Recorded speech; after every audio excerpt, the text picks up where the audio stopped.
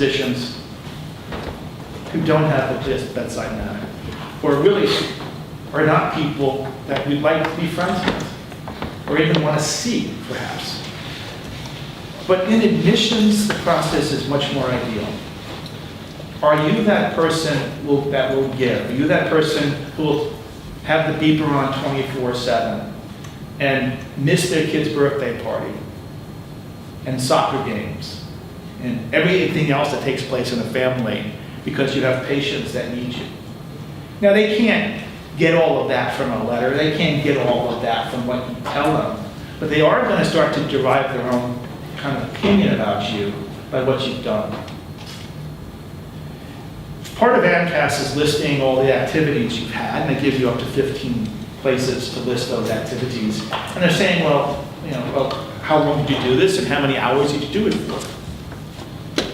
So when I say someone comes in and says, I'm volunteering, I said, what are you doing during the day? I see you taking classes. What are you doing today? I'm volunteering. Great, where are you doing that? You like that? Yeah. How many hours a week? 3. And what else are you doing? Oh, I thought that was enough. There is no magic number here about what is enough. But if it doesn't kind of fill up the day, if you're sitting around with extra time, you're not doing this game right. So I think some students make the mistakes of trying to do 15 things, 3 hours each a week, thinking that's better, I do more.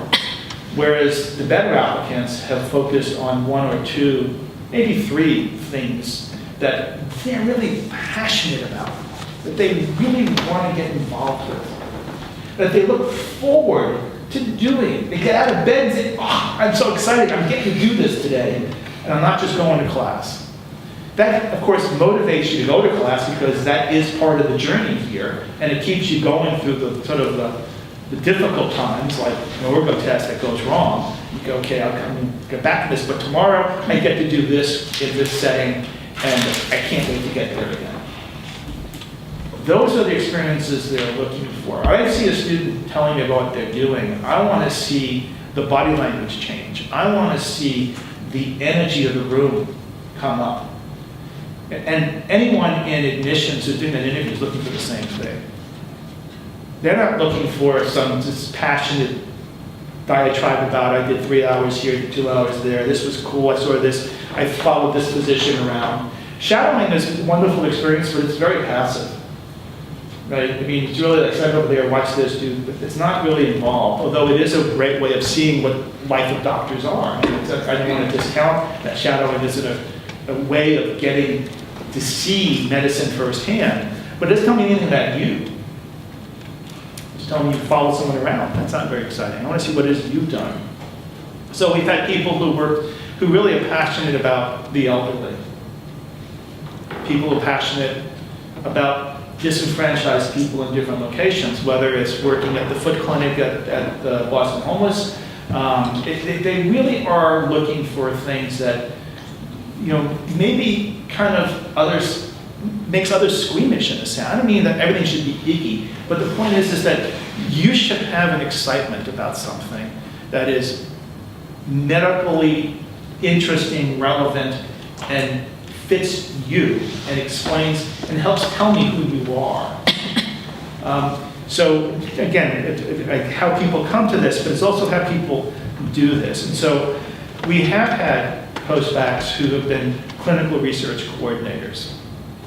And that's a great way of sort of fitting all of their interests. Of course, there aren't that many positions to go around, but that's an opportunity. But other students are giving tremendous input by working in the NICU, and all they do. Speaking of individuals, I had a person who was a professional opera singer. He volunteered in the NICU, that's a neonatal intensive care unit, and sang arias, holding the babies. He found a way to kind of bridge his passions. And I think that's kind of really cool.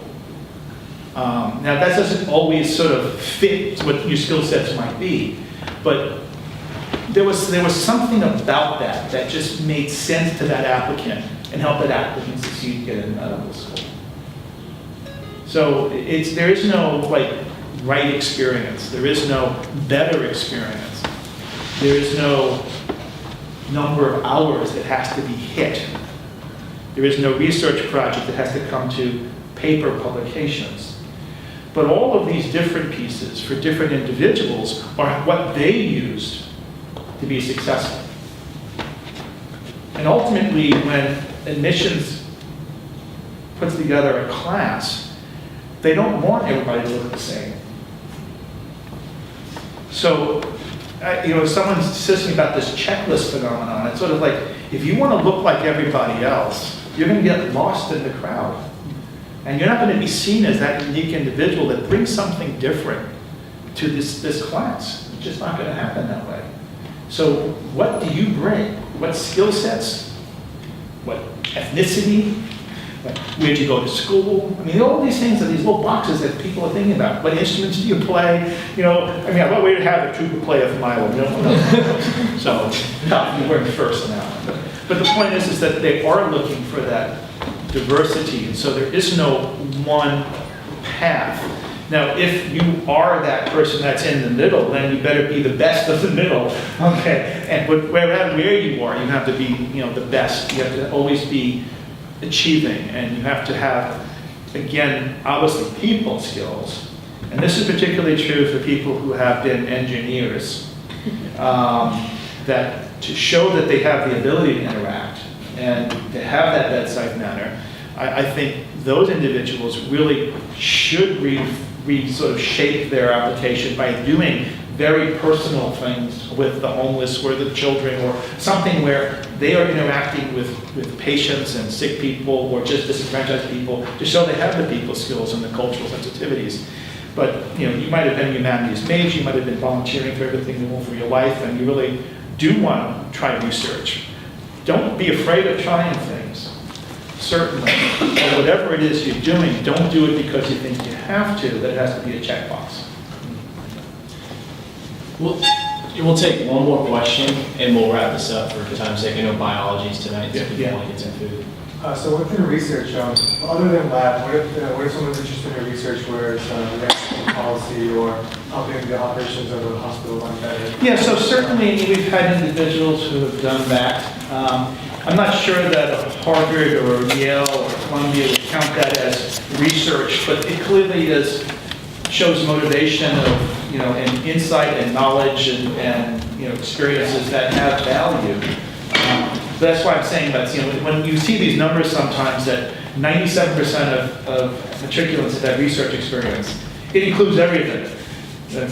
But when I talk about research, when schools talk about research, they're really focusing more on sort of the medical, biological kind of research that they need. They don't want to spend time training you to know how to sort of sequence genomes. They want to know that you know that already so that they can use that skill immediately as you come in. Awesome. We give Dr. Fixsen a round of applause.